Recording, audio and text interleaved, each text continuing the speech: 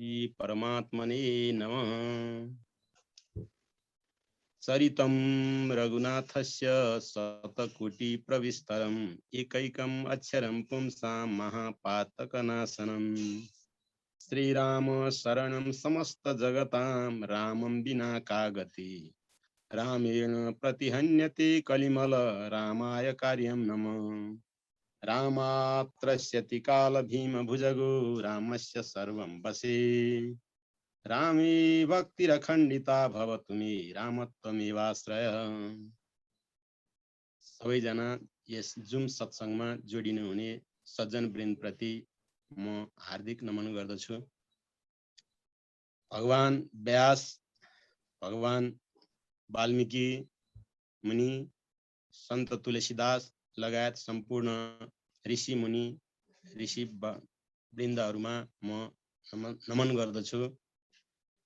जहाँ जहाँ रघुनाथ भगवान रामको चर्चा हुन्छ त्यहाँ त्यहाँ प्रत्यक्ष वा अप्रत्यक्ष रूपमा हनुमानजी विराजमान हुनुहुन्छ। उहाँलाई म वन्दना गर्दछु। र अब आजको यो सत्सङ्गमा फेरि हामी रामचरित मानसलाई लिएर फेरि थोरै त्यसको अध्ययन गर्दैछौँ। रामचरित मानस पूर्वीय साहित्य शास्त्रहरू मध्येमा एउटा विशिष्ट ग्रन्थको रूपमा भगवान तुलसीदासले यसलाई रचना गर्नुभएको छ।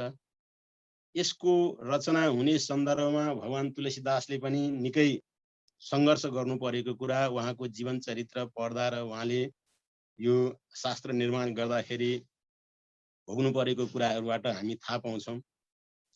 जब जब भगवान तुलसीदासले संस्कृत भाषामा रामचरित मानसको कथा वस्तुलाई लेख्नुहुन्थ्यो त त्यो बेलामा प्रत्येक दिन उहाँले लेख्दै जानुहुन्थ्यो, बेलुका त्यो लुप्त हुन्थ्यो, हराउँथ्यो।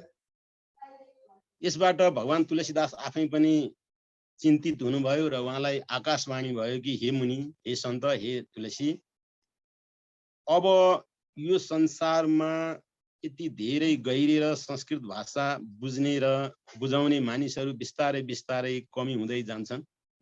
त्यसैले लोक भाषामा सबैजनाले प्रेमपूर्वक बुझ्न सकिने भाषामा लेख्नुहोस् भनेर यस्तो प्रकारको आकाशवाणी भएपछि सन्त तुलसीदासले सम्वत 1631 अवधपुरी चरित प्रकाशा 1631 मा यो ग्रन्थको रचना गर्न थाल्नु भएको भन्ने कुरा हामीले उहाँको इतिहास र उहाँको जीवन चरित्र र तुलसीकृत रामचरित मानसको महात्म्यको सन्दर्भमा थाहा पाउँछौँ। ऋषि मुनिहरूले, कविहरूले पूर्वीय वाङ्मय, पूर्वीय साहित्य दर्शनमा यति धेरै योगदान दिनुभएको छ भन्ने किसिमको कुरा त हामी कसरी थाहा पाउँछौँ भने जुन बेलामा विश्वका अन्य मुलुकहरूका मानिसहरूले केवल खाने पिउने र बस्ने मात्रै चिन्तन गरिरहँदाखेरिमा र जनावरहरू मारेर केवल उनीहरूको छालाकै व्यापार र व्यवसाय गरिरहेको अवस्थामा हाम्रो यो हिमालय खण्डको भूमिमा भारत नेपालका यो नदीहरूको किनारामा ऋषि महर्षिहरूले यस्ता प्रकारका साहित्यहरूको रचना गर्नुभएको कुरा हामी यो साहित्यको इतिहासमा पाउँछौँ। त्यसै गरी मतलब अब सन्त तुलसीदास, कालिदास, भवभूति, कवि माघ जस्ता व्यक्तित्वहरूले यो भूमिमा विशिष्ट विशिष्ट यी ग्रन्थहरूको रचना गरिदिनु भयो, जसले गर्दा ती ग्रन्थहरूको अध्ययन गरेर हामी अहिले आनन्द प्राप्त गर्न सक्छौँ र एक प्रकारले मानसिक रूपमा तनाव भएको बेलामा मानसिक रोगीहरूको लागि औषधिको रूपमा यी शास्त्रहरू रहेका छन्। यो सत्सङ्ग गरेर बसिरहँदा र यी शास्त्रहरूको अध्ययन गर्दा, यो शास्त्रहरूको चर्चा गर्दा हामीले ती चिजहरू मानसिक रूपमा हामीले त्यो ऊर्जाहरू प्राप्त गरिरहेका हुन्छौँ। यसको लागि ती ऋषि महर्षिहरू अत्यन्त आदरणीय हुनुहुन्छ। उहाँहरूको कृपाको कारणले गर्दा आज हामी यी चिजहरू अध्ययन गर्ने, सुन्ने, सुनाउने एउटा परम्परामा बाँधिन पाएका छौँ। त्यसैले उहाँहरू सधैँभरि आदरणीय हुनुहुन्छ र उहाँहरूलाई हामी वन्दना गर्दछौँ। अघिल्लो चोटिको सत्सङ्गमा हामीले रामचरितमानसकै कुरा गर्दाखेरिमा लङ्का काण्डको सन्दर्भमा कुराकानी गरेका थियौँ, जुन बेलामा भगवान राम र रावणको युद्धका कुराहरू भए। भगवान रामले पनि त्यो नागपासमा बाँधिनु परेको कुरालाई यहाँनिर त्यो लङ्का काण्डमा उल्लेख गरिएको छ, जहाँ रावणले प्रहार गरेको त्यो नागपासबाट भगवान राम र लक्ष्मण पनि बाँधिनु भयो र पछि गएर गरुडले आएर त्यहाँ त्यो माया रूपी त्यो नागपासलाई खाइदिनु भयो, नष्ट गरिदिनु भयो र भगवान राम र लक्ष्मणलाई पनि मुक्त र बन्धन मुक्त गराइदिनु भएको कुरा हामीहरूले लङ्का काण्डमा अध्ययन गरिसक्यौँ। अब उत्तरकाण्ड, नाममै उत्तरकाण्ड, अन्तिम सोपान यो तुलसीदासको उत्तरकाण्डमा शब्द पनि उत्तर, यानि यहाँ यस्ता गूढ प्रश्नहरू पनि राखिएका रहेछन् जीवन दर्शन सम्बन्धी। ती प्रश्नहरूको उत्तर पनि यसैमा भएको कारणले गर्दाखेरि यसलाई उत्तरकाण्ड र काव्यको समाप्तिको रूपमा रहेको पूर्वार्ध र उत्तरार्ध भन्ने अर्थमा पनि पूर्वार्ध प्रारम्भिक चरण सुरुवात गरेको कुराहरू भयो भने उत्तरार्ध भनेर हामीहरू अन्तिम चरणको कुरा गर्छौँ। र जे होस्, काव्य जीवन दर्शनमा जुन कुराको सुरुवात हुन्छ त्यसको अन्त्य हुन्छ। बिहान हुन्छ भने बेलुका हुन्छ, जहाँ जो चाहिने अब जन्म हुन्छ, मृत्यु हुन्छ, सुरु हुन्छ, अन्त्य हुन्छ। त यहाँनिर काव्यको पनि बालकाण्डमा आएर सुरुवात भएको थियो र उत्तरार्ध यानि उत्तरकाण्डमा गएर कम्तीमा यो समाप्त पनि भएको हुन्छ। तर यो निरन्तर धारा, यो गङ्गाको धारा हो। प्रत्येक मतलब व्यक्तिहरूबाट यसलाई पुनर्जीवित नवीन नवीन तरिकाले, नयाँ नयाँ तरिकाले यसको व्याख्या भइरहेको हुन्छ। काव्यको रूपमा ग्रन्थको पूर्वार्ध, उत्तरार्ध, सुरुवात र अन्त्य त हुन्छ नै, तर प्रत्येक दिन प्रत्येक व्यक्तिहरूबाट यसलाई नित्य नवीन, हाम्रो एउटा भजन गाउनु भएको थियो उज्जर सरले, क्षणम प्रति क्षणम यन नवम नवम, प्रत्येक क्षण चाहिने जुन चिज के हुन्छ भन्दा नवीन नवीन भएर आइरहेको हुन्छ। त यहाँनिर पनि अब लङ्कामा जब युद्ध समाप्त भइसकेको छ, त युद्ध समाप्त भइसकेपछि भगवान रामले अब भरतले फेरि एउटा शर्त राख्नु भएको छ कि 14 वर्षको अवधि समाप्त भएको दिन यदि हजुरको दर्शन हुन पाएन भने म रहन सक्दिनँ भनेर यस्तो किसिमले भन्नुभएको छ भरतजीले। त्यसैले भगवान राम अब कसरी कुन बेला जाने, भरतलाई मैले यो वचन दिएको छु, भरतले फेरि मैले भरतलाई देख्न पाउँदिनँ भन्ने यस्तो किसिमको चिन्ता व्यक्त गर्नुभएको हुन्छ। त्यसमा हनुमानजीले आफ्नो तरिकाले सम्झाउनुहुन्छ र म गएर भरतजी कहाँ गएर भन्छु भनेर हनुमानजी आफ्नो तरिकाले भन्नुहुन्छ। उतातिर अब जान त लङ्काबाट अयोध्यासम्म आउन पैदल यात्रा गर्न त धेरै लामो समय लाग्ने नै हुन्छ। युद्ध गर्दा गर्दा धेरै दिन, जति युद्ध गर्दा गर्दा त्यहाँनिर भगवान राम र रावणको युद्ध 7 दिन चाहिँ युद्ध नै भइरहेको छ। त्यो कि दिन एकदमै घड्किसकेको र दिन अत्यन्त न्यून भइसकेको अवस्था हुँदो रहेछ। त्यतिखेर भगवान रामलाई अयोध्या आउन पनि हतार हुने समय, अत्यन्त छोटो समय हुने त्यस्तो प्रकारको भएको रहेछ। र अब जानको लागि के गर्ने भन्दाखेरिमा पुष्पक विमानको त्यहाँनिर त्यो छ र पुष्पक विमानलाई चाहिँ आह्वान गरिन्छ। पुष्पक विमान आउँछ र भगवान रामहरू त्यहाँबाट जाने किसिमको कुरा र त्यो एउटा योजना बन्दै हुन्छ यतातिरबाट भने। सन्त तुलसीदास के लेख्नुहुन्छ भने, अह धन्य लक्ष्मण बडभागी भनेर यता भरतजीले लक्ष्मणको धन्यता, लक्ष्मणको भाग्यलाई व्यक्त गर्दै हुनुहुन्छ र भगवान मतलब भरतजी भन्नुहुन्छ कि लक्ष्मण मात्रै त्यस्ता प्रकारका भाग्यमानी हुन् जसलाई चाहिँ नि के भने भगवान रामले आफ्नो अपनाउनु भयो, सँगै लिएर जानुभयो र सबै कुरामा सहभागी बनाउनु भयो। तर म मात्रै त्यस्तो अभागी हुँ जसलाई चाहिँ भगवान रामले छोड्नु भयो भनेर यस्तो प्रकारले बिलौना गर्दै गर्नुहुन्छ यतातिर भरतजी। त त्यही बेलामा हनुमानजी आउनुहुन्छ र हनुमानजी आउने बित्तिकै भरतजीको जुन मनमा लागिरहेको, कतै भगवान रामलाई देख्न नपाउने हो कि भगवान रामले मलाई त्याग गर्नुभएको हो कि भन्ने जुन बिलौना र वेदनाहरू छन्, त्यो कुरालाई हनुमानजीले आफ्नो तरिकाले बताउनुहुन्छ। त्यसपछि भरतजी पनि त्यहाँनिर प्रसन्न हुनुहुन्छ कि साँच्चै भगवान रामले मलाई पनि माया गर्नुभएको रहेछ भनेर भरतजी त्यतातिर खुसी हुनुहुन्छ। भरतजीलाई भगवान रामको त्यो सन्देश दिएर हनुमानजी फेरि सबैलाई ल्याउने र सँगै आउने हिसाबले फेरि हनुमानजी फेरि आफ्नो तरिकाले प्रस्थान गर्नुहुन्छ उतातिर। त भगवान राम पुष्पक विमान सहित सबै बानर भालु सबै आफ्ना सेनाहरूलाई राखेर त्यहाँबाट प्रस्थान गर्नुहुन्छ। जब उहाँ आकाश मार्ग भएर जब आउँदै गर्नुहुन्छ भगवान रामले सबै प्राकृतिक दृश्यहरूलाई बयान गर्नुहुन्छ। त्यसपछि त भगवान रामले के भन्नुहुन्छ भने सैसा स्थली यत्र विचिन्नतातां भ्रष्टं मया नुपुरमेकमुर्व्याम् अदृश्यत त्वत्चरणारविन्द विश्लेष दुःखा दिवबद्ध मौनम। भगवान रामले धेरै कुरा भन्नुहुन्छ, त्यसमध्ये मलाई आफूलाई चाहिँ टक्क लागेको कुरा चाहिँ हजुरहरूलाई बताएको। यस्तै प्रकारका भगवान रामले मानसमा पनि वाल्मीकि रामायणमा पनि अध्यात्म रामायण पनि थुप्रै श्लोकहरू गाएर भगवती सीतालाई त्यहाँको त्यो दृश्य, यो पम्पा सरोवर हो, यहाँ मैले यो देखेको थिएँ, यो गोदावरी नदी हो, यो वन हो, जुन वनमा चाहिँ नि फुलेका लहरा र फुलहरूलाई देखेर म तिमीलाई तिमी हो भनेर त्यहाँ म भ्रमित भएको थिएँ। त्यस्तो बेलामा लक्ष्मणजीले रोके। अनि त्यो यही ठाउँ हो जहाँ मैले तिम्रो त्यो भ्रष्टमया नुपुर भनेको त्यो तिम्रो पाउजु जुन खसेको थियो त्यसलाई मैले देखेँ। त भगवान रामले बयान के गर्नुहुन्छ भने सैसा स्थली यत्र विचिन्नतातां, त्यो यही ठाउँ हो जहाँ तिम्रो पाउजु खसेर भैमा पसेको थियो र तिम्रो वियोगको कारणले चाहिँ नि ऊ केही नबोल्ने भएर मौन भए जस्तो लाग्थ्यो। यस्तो प्रकारको चाहिँ तिम्रो त्यो नुपुरलाई मैले देखेँ भनेर यसरी भगवान राम सीताजीलाई ती सबै कुराहरू बताउँदै हिँड्नुहुन्छ। अनि पहिला सीताजीले चाहिँ नि अब त्यो गङ्गासँग भन्नुभएको थियो कि हे गङ्गा, फेरि म पतिदेवर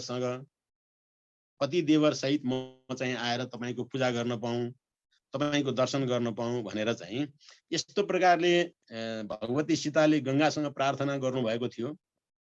त त्यही कुरा पुरा गर्ने हिसाबले भगवान रामले गङ्गामा आएर गङ्गाको दर्शन गराउनुहुन्छ, स्नान गराउँदै जानुहुन्छ। किनभने अब यतातिर हनुमानजीलाई पहिला पठाइसकेका छ, हनुमानजीले सबै उता बताइसक्नु भएको कारणले गर्दा अलिकति सन्देश पुगिसकेका छ नि त, भगवान राम आउँदै हुनुहुन्छ भन्ने कुरा भरतजीले बुझ्नु भएको छ। त्यसैले भगवान राम ती सबै आफ्ना ती कृत्यहरू अब स्नान दान पूजा तर्पण अर्पण समर्पण सबै कुराहरू चाहिँ के त भन्दाखेरिमा त्यो ठाउँ अनुसार गर्दै जानुहुन्छ। अगस्त्यजीको आश्रममा जानुहुन्छ, भरद्वाजजीको आश्रममा जानुहुन्छ। अब सबै आश्रममा जाँदै त्यहाँ केही दर्शन गर्दै त्यहाँको चाहिँ नि त्यो प्राकृतिक सौन्दर्यको र त्यहाँको सुन्दरताको भनौँ, त्यहाँको विशिष्टताको सबै कुरा भगवती सीतालाई बताउँदै भगवान राम जानुहुन्छ। अब यही कुरा मानसमा तुलसीदास लेख्नुहुन्छ। अनि भगवान रामको राज्याभिषेक भयो। अब त्यहाँ राज्याभिषेक हुन्छ। भगवान रामको राज्याभिषेक भइसकेपछि भगवान रामको त्यो राज्य शासन कस्तो थियो भन्दाखेरिमा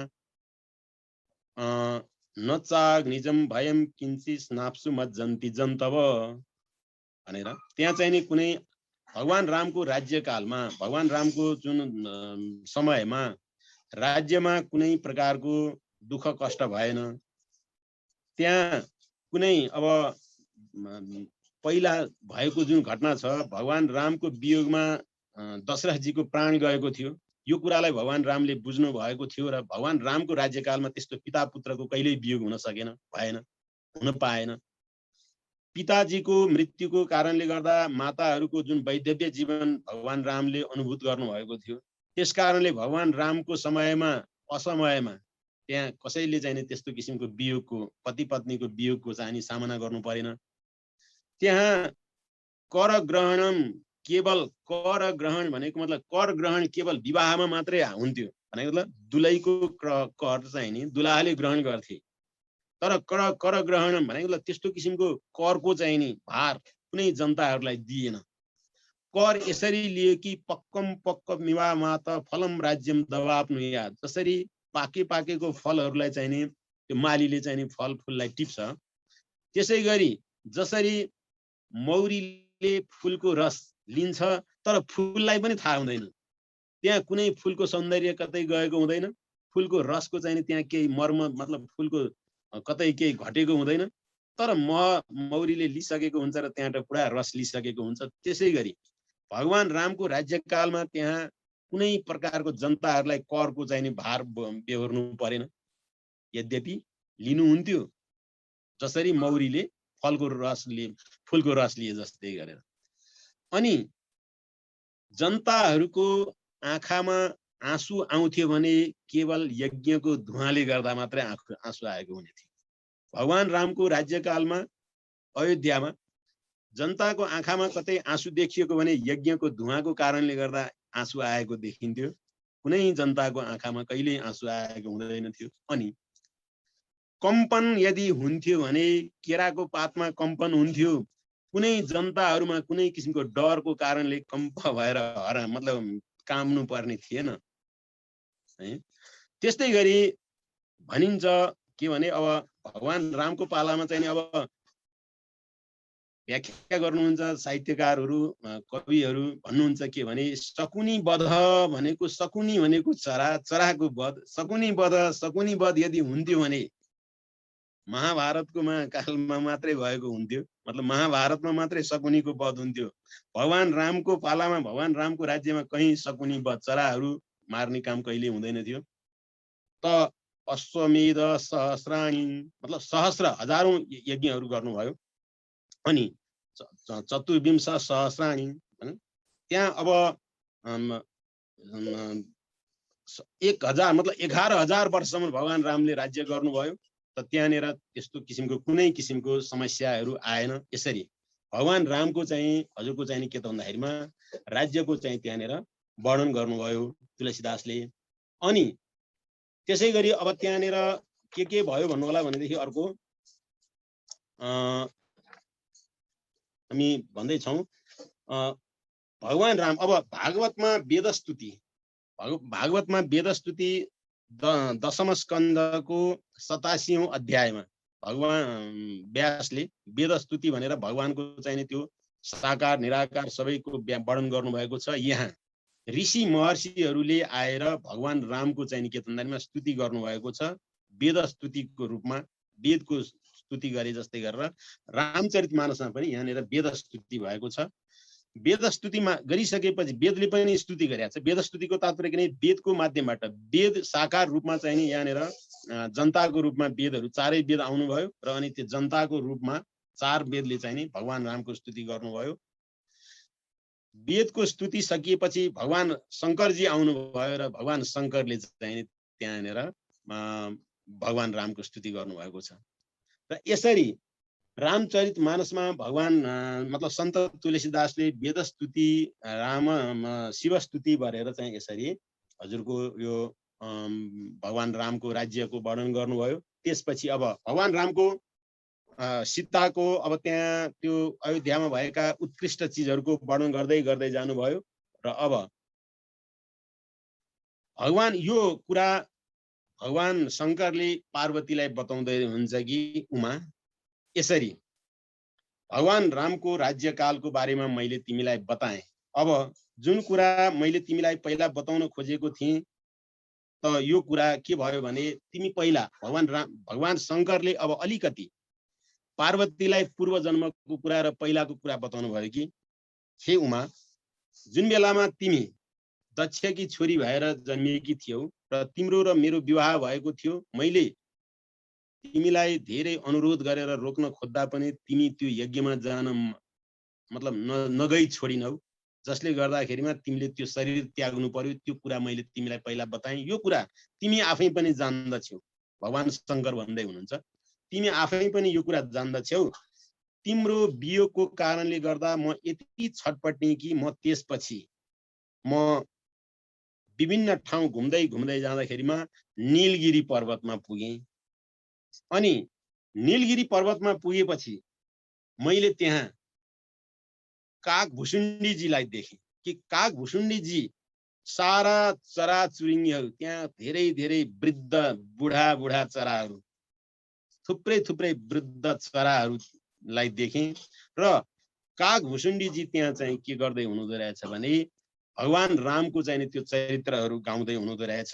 म त्यो सुनेर चाहिँ नि फर्केँ यसरी भनेर चाहिँ नि भगवान शङ्करले चाहिँ नि पार्वतीलाई यहाँनिर बताउनु भयो।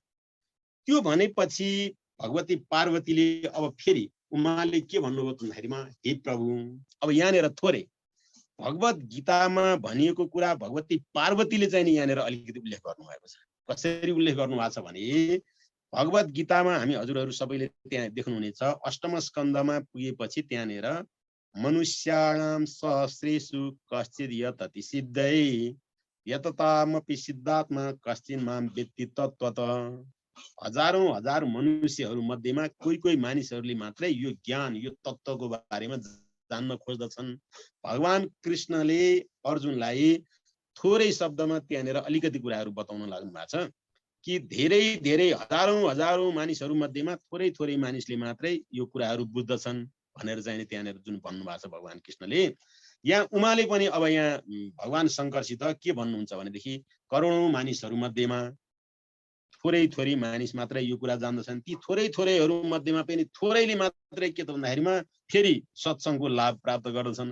ती सत्सङ्गको लाभ प्राप्त गरेका थोरै थोरै मध्येमा पनि फेरि केहीले मात्रै त्यो कुरा बुझ्दछन्। भगवती पार्वतीले चाहिँ त्यसमा चाहिँ नि फिल्टर गर्दै मतलब छान्दै छान्दै त्यो मानिसको उच्चताको बारेमा बताउनुहुन्छ र यस्ता प्रकारको धेरै धेरै मध्येमा थोरै थोरै हुँदै हुँदै थोरै थोरैले मात्रै यी चिजहरू बुझ्दछन्। त्यसकारण मनुष्य शरीर यति धेरै महत्त्वपूर्ण हो यहाँनिर भन्नुभयो। त यति हुँदा हुँदै पनि फेरि यो काग भुसुण्डीको कुरा हजुरले गर्नुभयो।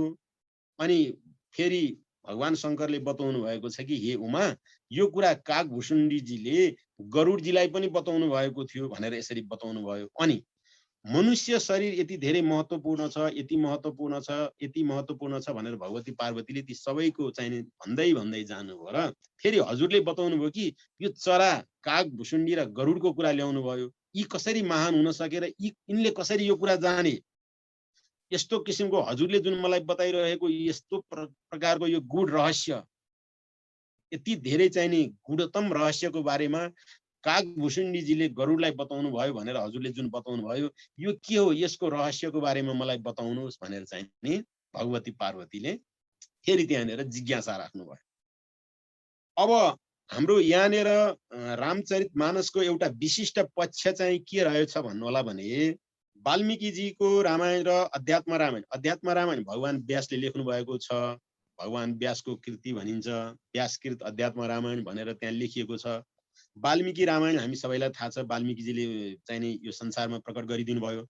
तर ती दुईटै रामायणमा भगवती सीतालाई चाहिँ भगवान रामले वनवास पठाउनु भएको कुरा उल्लेख गरिएको छ। त सन्त तुलसीदासले चाहिँ नि यहाँनिर भगवती सीता र भगवान रामको वियोगलाई यहाँनिर कहीँ पनि देखाउनै चाहनु भएन र देखाउनै भएन। यसबाट के बुझिन्छ भने कतै कतै यो हाम्रो शास्त्रहरूमा भगवान रामले यसरी सीतालाई वियोग मतलब गर्भवती भएको अवस्थामा वनमा पठाउनु भएको कुरा कतै नभएको कुरा कतै प्रक्षिप्तको रूपमा कतै लेखिएको हो कि भनेर कहीँ विद्वानहरूले त्यो कुरा, किनकि सन्त तुलसीदास आफै रहस्यदर्शी सन्त हुनुहुन्थ्यो।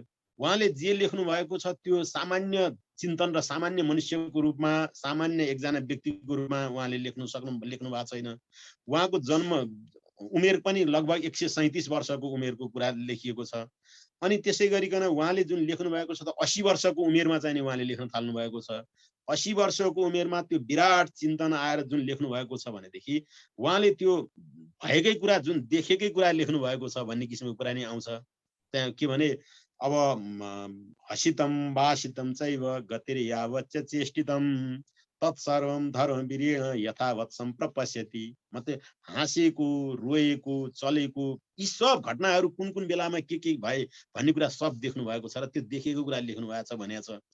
त्यसले गर्दाखेरिमा कतै त्यो नभएको पो हो कि र त्यस्तो किसिमको कुरै नभएर मतलब अब पछि बाल बच्चाहरू लवकुश जन्मिसकेपछि लवकुशलाई चाहिँ गुरुकुलमा पढाउनको लागि चाहिँ नि वाल्मीकिजीले लिएर गएर पढाउनु पो भएको हो कि सीताजी चाहिँ आफै वनमा जानु भएको थिएन कि कतै हाम्रो चाहिँ ग्रन्थमा यस्तो किसिमको हो कि मतलब अरूबाट अब जस्तो यहाँ त कति कतिचोटि यहाँ मुस्लिमहरूले आक्रमण गरेका छन् हाम्रो भूमिमा, मतलब भारत भूमिमा भनौँ, एसिया महादेशमा भनौँ, यो चाहिँ नि हाम्रो सनातन धर्मको विरुद्धमा कति समय अङ्ग्रेजहरूले शासन गरेका छन्।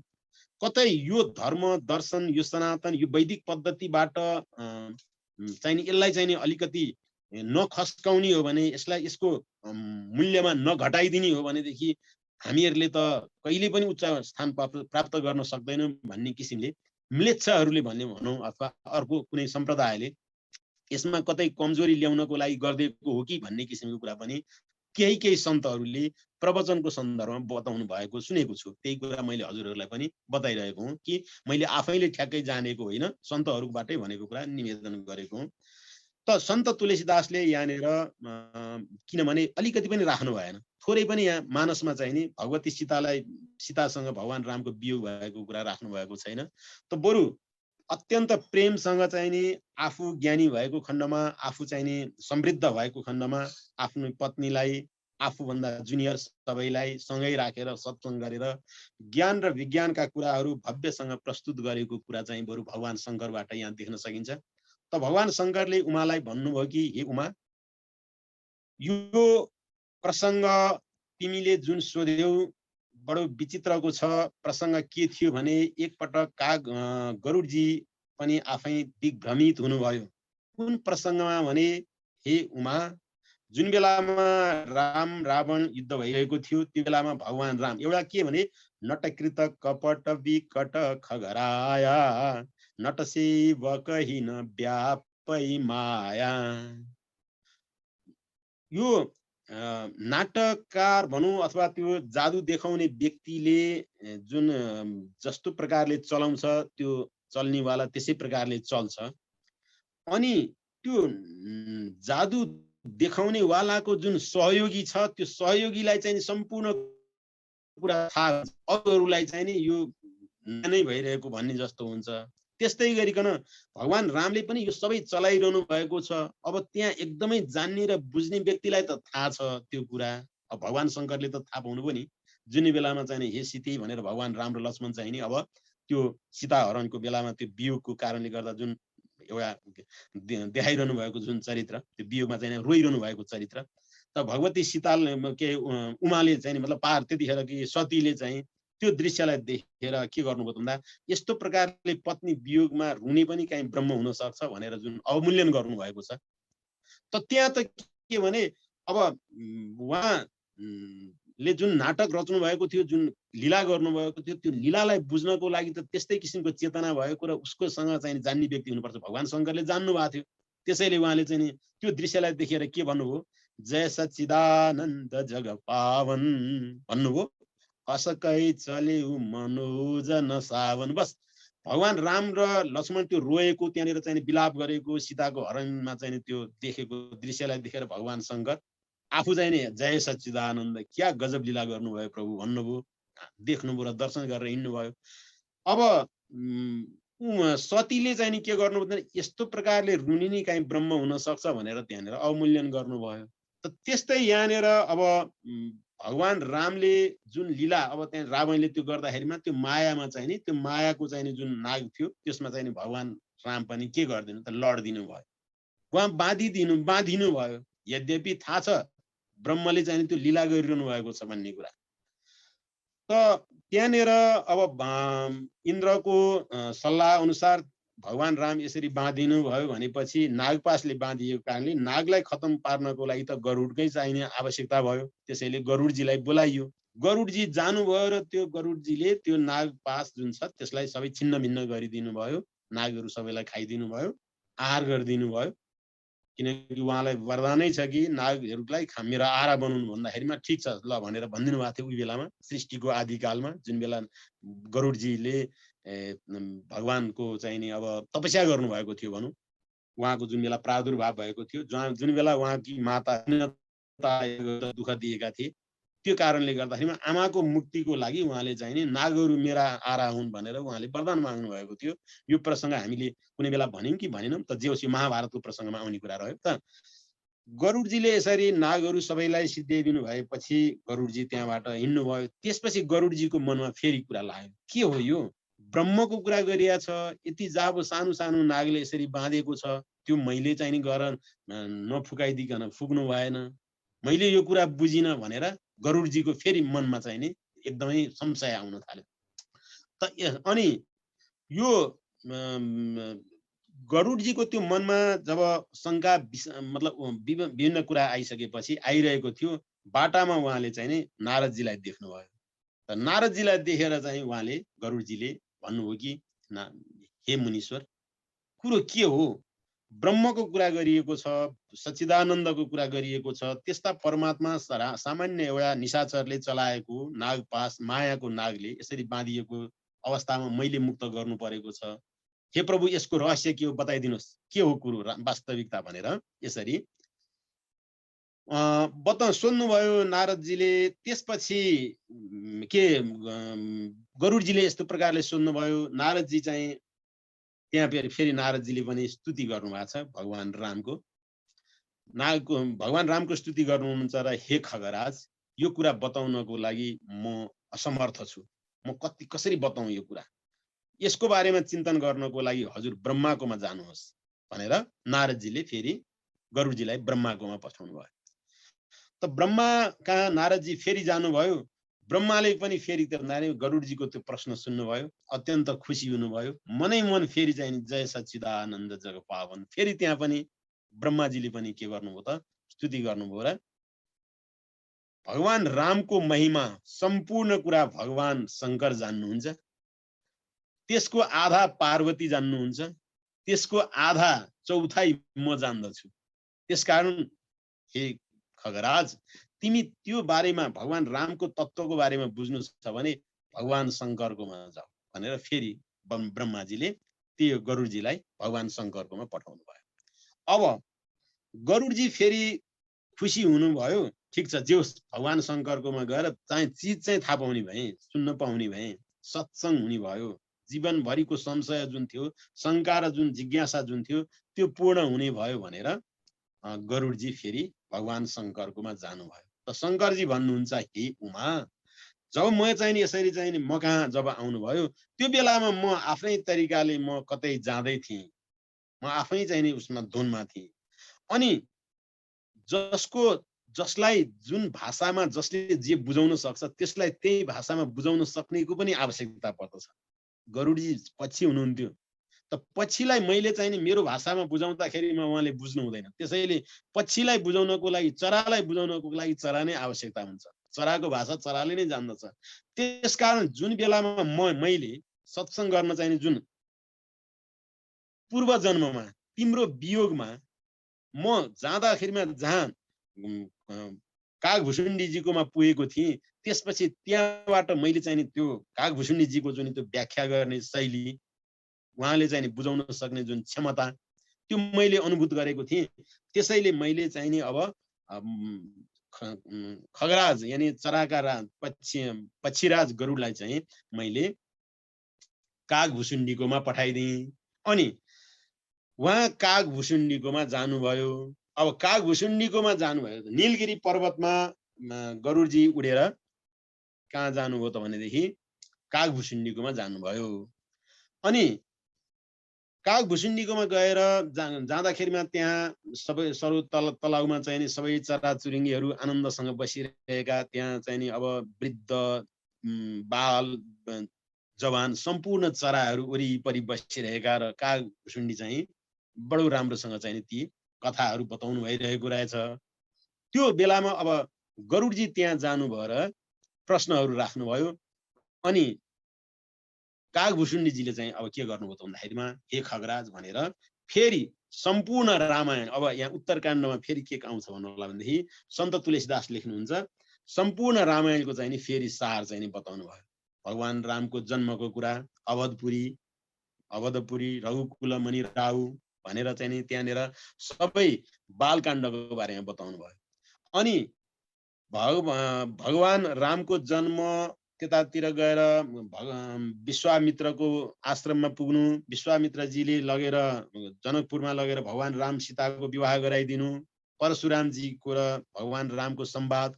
अनि परशुरामजीले त्यतिखेर भगवान कृष्णले अर्जुनलाई धनु उठाउनको लागि 18 अध्याय गीता भन्नु भने जस्तै रामचरितमानसमा परशुरामजीको धनुष छोडेर परशुरामजीलाई चाहिँ अब निशस्त्र बनाउनको लागि भगवान रामले चाहिँ त्यहाँनिर 18 चौपाईहरू भन्नु जस्ता किसिमका कुराहरू, भगवान राम र परशुरामको संवादहरूको कुराहरू सबै गर्नुभयो।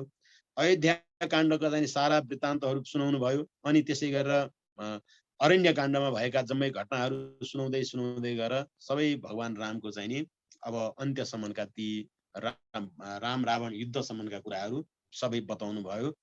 अनि तब ही मतलब जब ही हुई सब संशय भङ्गा जब बहुकाल करिय सतसङ्गा भनेको मतलब के भने यहाँनिर भनिएको छ थोरै समयमा बाटोमा भेटेको भरमा अब जुन गरुडजीले भगवान शङ्करलाई प्रश्न सोध्नु भएको थियो, बाटैमा भेट्दाखेरिमा भगवान के अरे नारद मुनिलाई गरुडजीले चाहिँ प्रश्न राख्नु भएको थियो। त्यो छोटो समयमा अलिकति समय बसेकै भरमा चाहिँ यस्तो प्रकारको यो विराट ज्ञान, यस्तो किसिमको यो औषधि कहाँ प्राप्त हुन सक्छ र? यो त जब बहुकाल करिय सत्सङ्ग, लामो समयसम्म आज पनि सत्सङ्ग, भोलि पनि सत्सङ्ग, आज पनि ती विचारका कुरा मतलब विचारहरू लिने, भोलि पनि लिने, यस्तो गर्दा गर्दै मात्रै के हुन सक्छ भन्दाखेरिमा हामीमा चाहिँ नि परिमार्जन र परिष्कृत हुन सकिन्छ भन्ने किसिमको कुरा गर्नुभयो। र कागभूषुण्डीजीले सम्पूर्ण रामायणहरू सुनाउनु भयो गरुडजीलाई। त्यसपछि गरुडजी पनि अब लामो समयसम्म त्यहाँ बसेर सत्सङ्ग गर्दै गर्दै गएपछि सम्पूर्ण तत्त्वहरू बुझ्नुभयो। अनि गरुडजीले अब त्यसपछि यहाँ जीवन दर्शन सम्बन्धी कुराहरू राख्नु भएको छ। अब कागभूषुण्डीजीले यो रामचरितमानसको माध्यमबाट सन्त तुलसीदासले भनौँ, सन्त तुलसीदासले रामचरितमानसको माध्यमबाट सम्पूर्ण पुराणहरूमा, उपनिषदहरूमा, गीताहरूका दर्शनहरू सबै यहाँनिर राख्नु भएको छ। र ममैवांश जीवलोके जीवभूत सनातन मनसष्टानीन्द्रियाणि भनेर चाहिँ जुन भगवत गीतामा भगवान कृष्णले अर्जुनलाई बताउनु भएको थियो, त्यहाँनिर ईश्वर अंश जीव अविनाशी चेतन अमल सहज सुख राशि। हजुरको चाहिँ नि भगवत गीताको ममैवांश जीवलोके जीवभूत सनातन, यो चाहिँ नि 15औं अध्यायको जुन पुरुषोत्तम योगमा चाहिँ जुन यो छ, त्यो कुरालाई चाहिँ यहाँनिर कागभूषुण्डीजीले गरुडजीलाई चाहिँ यो बताउनु हो कि ईश्वर अंश जीव अविनाशी चेतन अमल सहज सुख राशि। अनि जीवन जगत चाहिँ नि को बारेमा त्यहाँ भन्नुभयो, नटकृत कपट विकट खगराया नट सेवक ही न व्यापै माया। यो सारा यो माया मोह यो यहाँको जसरी चाहिँ नि नाटककार मतलब नाटककारले जुन अब मतलब नाटक गर्ने व्यक्तिको सँगै बसेको जादुगरले भनौँ, जादुगरको सँगै बस्ने व्यक्तिले जादुगरको सबै विषयमा थाहा पाउँछ, अरूको लागि त्यो नयाँ नयाँलो हुन्छ। त्यस्तै हाम्रो यहाँ सबै मान्छेहरू जो चाहिँ नि सत्सङ्गबाट विमुख छ, हाम्रो यो यसको लागि यो नै सबै हो, यो नै हो, म नै पहिलोचोटि यहाँ आइरहेको हुँ, म नै चाहिँ नि पहिलो हुँ भन्ने जस्तो लाग्छ। तर सारा यो सत्सङ्ग गरेर सम्पूर्ण कुरा बुझिरहेको व्यक्तिको लागि अनन्त अनन्त कोटि चाहिँ नि हामीहरू चाहिँ नि यहाँ आइरहेका छौँ भन्ने किसिमको कुरा यहाँ भएको छ भन्ने किसिमको कुरा चाहिँ नि गर्नुभयो। अनि त्यस्तै गरिकन यो सबते दुर्लभ कवन शरीरा मतलब भनेर यहाँनिर कागभूषुण्डीजीसँग गरुडजीले राख्नुभएका यहाँ प्रश्नहरू छन्। यो चाहिँ नि उत्तरकाण्ड अत्यन्त दार्शनिक पक्ष छ यसको। यो चाहिँ अब विशद अध्ययन गर्नुपर्छ भनेर पनि म हजुरहरूलाई निवेदन गर्छु। हजुर हुन त हजुरहरूले गरिरहनु भएको होला, मैले पनि कहाँ गर्न त त्यति धेरै गरे हो र थोरै अलिअलि हेरेको कुरा हजुरसित यहाँनिर यो सत्सङ्गमा चाहिँ अलिकति व्यक्त गरेको हो। त भन्नुहुन्छ के भनेदेखि नरतनु सम नहि कवनी हुँदै जीव चराचर जाचत केही भनेर कागभूषुण्डीजी भन्नुहुन्छ। त यही कुरा भागवतमा भगवान कृष्णले बताउनु भएको कुरा, भागवतमा भगवान कृष्णले उद्धवजीलाई बताउनुहुन्छ। निर्देह माध्यम सुलभम सुदुर्लभम प्लवम सुकल्पम गुरुकर्णधारम मयानुकूलेन नवस्वतेरितम पुमान भवाब्धिम न तरेत स आत्महा।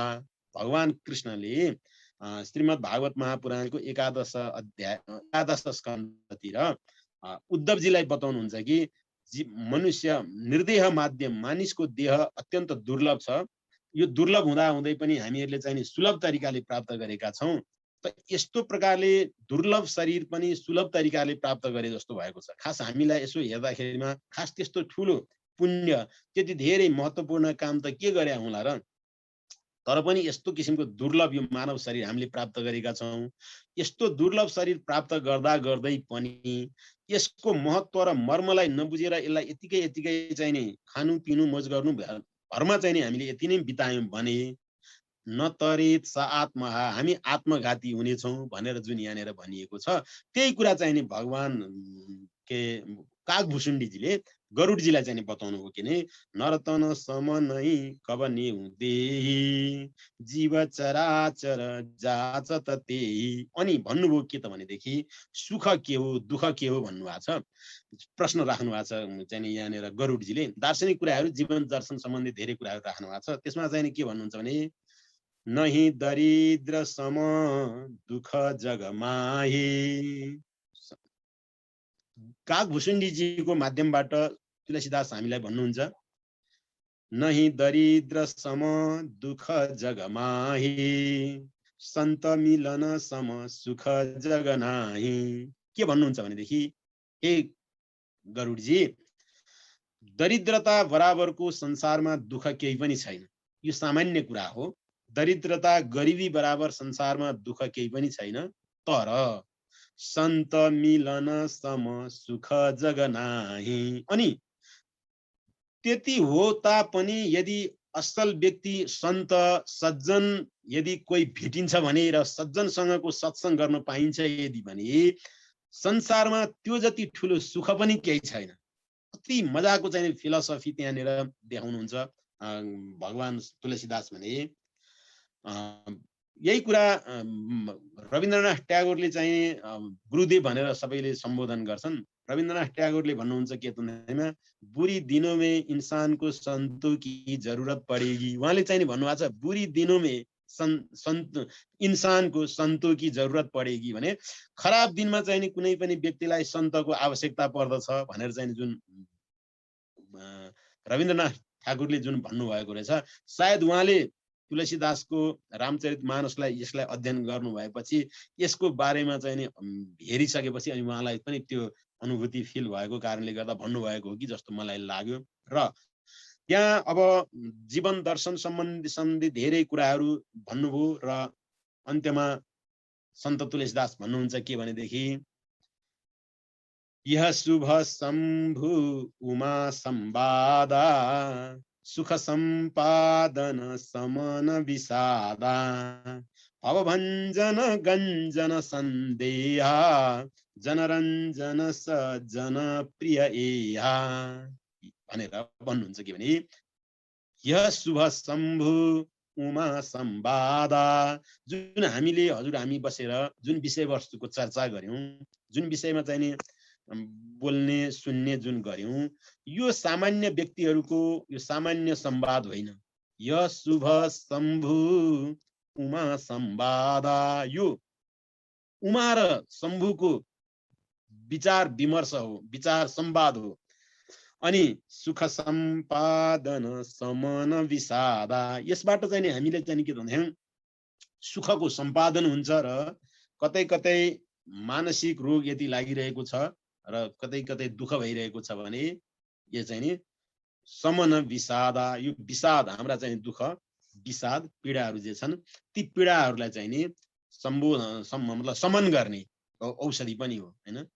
जनर अनि य शुभ शम्भु उमा संवादा सुख सम्पादन समन विषादा भवभञ्जन गञ्जन सन्देहा जनरञ्जन सज्जन प्रिय एहा। अनि सज्जनहरूसँग बसेर यसको बारेमा छलफल गर्ने, तर्क वितर्कहरू गर्ने, सोध्ने, अनि यसको बारेमा कतै सुन्ने र सुनाउने काम गर्न थाल्यो भनेदेखि यो भन्दा फेरि ठुलो कुरा के हुन सक्छ र भनेर यसरी भगवान तुलसीदासले चाहिँ नि भन्नुभयो र अन्त्यमा गएर एउटा मङ्गलाचरणको श्लोक गर्नुभयो। के भन्नुहुन्छ भने पुण्यं पापहरं सदा शिवकरं विज्ञानभक्तिप्रदम् माया मोहमलापहं सुविमलं प्रेमाम्बुपुरं शुभम् श्रीमद् रामचरित्रमानसमिदं भक्त्या वगाहन्ति ये ती संसार पतंग घोर किरणैर्दयन्ति नु मानवा भनेर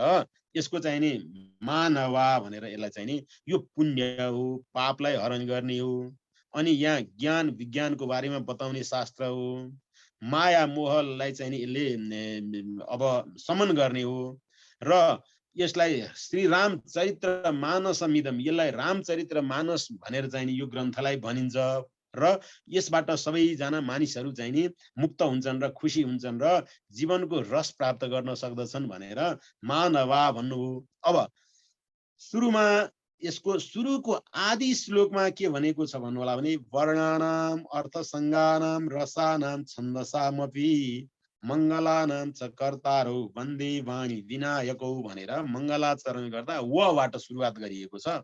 मैले पहिला पनि निवेदन गरेको थिएँ वर्णानाम व भनेर व वर्णहरूको अर्थहरूको अनि भनेर त्यहाँनिर भन्नुभयो र दयन्तिनु मानवा भनेर व र वा अन्त्यमा चाहिँ नि के भने यहाँ वा शब्द व वा यी मतलब त्यो व छ त वबाट सुरुवात भएर वामा गएर समाप्त गर्नुभयो र यसरी भगवान तुलसीदासले रामचरितमानस यसरी लेख्नुभयो। अनि यो ग्रन्थको सुन्ने सुनाउने जुन एउटा कला छ जुन सुन्ने मन छ यो के हो भनेदेखि कुन बेलामा प्राप्त हुन्छ भन्दा अति हरि कृपा जही पर होई पाउँदे स्मारक सोई। यो अति हरि कृपा जहाँ वास्तवमा हरि कृपा हुन्छ त्यतिखेर मात्रै यसलाई चाहिँ के गर्न सकिन्छ त भन्न सकिन्छ सुन्न सकिन्छ भनेर चाहिँ बताउनु भयो। र यसरी भगवान राम र रामको चरित्रको बारेमा बताउनु भएको कुरा हामीले थोरै अब यहाँनिर भन्यौं र अनि परम धर्म श्रुति विदित अहिंसा पर निन्दा सम अगन गरीसा। अब यहाँनिर सबैभन्दा ठुलो धर्म के हो त भन्दाखेरिमा अहिंसा हो भनेर यहाँ अहिंसावादको बारेमा चाहिँ तुलसीदासले यहाँनिर राख्नु भएको छ र पर निन्दा सम अगन गरीसा अनि अरूको कुरा गर्नु पर निन्दा अरूको चर्चा गर्नु चाहिँ नि त्यो ठुलो पाप हो भनेर यहाँनिर भगवान तुलसीदासले यसको कुरा पनि यहाँनिर गर्नुभएको छ। र यसरी रामचरितमानसमा अब मुख्य चुरो मैले निवेदन गरेँ कि भगवत गीतामा भनिएको ममैवांश जीवलोके जीवभूत सनातन जस्तो ग्रन्थको कुरा छ त्यहाँनिर जुन भगवत गीताको जुन श्लोक छ सूत्र छ त्यस्तै यहाँ चाहिँ भगवान तुलसीदासले ईश्वर अंश जीव अविनाशी चेतन अमल सहज सुख राशि भन्नुभयो र सम्पूर्ण ग्रन्थहरूलाई सार बनाएर अब यो मतलब सबै ग्रन्थहरूको निचोडको रूपमा रामचरितमानस लेख्नुभयो भन्ने किसिमको कुरा गर्दै अब यसको बारेमा लगभग हामीले अहिले यो अध्ययन गरिसक्यौं थोरै अध्ययन गर्यौं। अब यसको चर्चा परिचर्चा फेरि हुँदै जान्छ। जे होस् मलाई आएको कुराहरू मैले हजुरहरूको सामुन्यमा थोरै निवेदन गरेँ र जे होस् यति बेरसम्म प्रेमपूर्वक हजुरहरूले सुनिदिनु भयो हजुरहरूप्रति फेरि आभार प्रकट गर्दै ओम पूर्णमद पूर्णमिदं पूर्णात् पूर्णमुदच्यते पूर्णस्य पूर्णमादाय पूर्णमेवावशिष्यते। ओम शान्ति शान्ति शान्ति।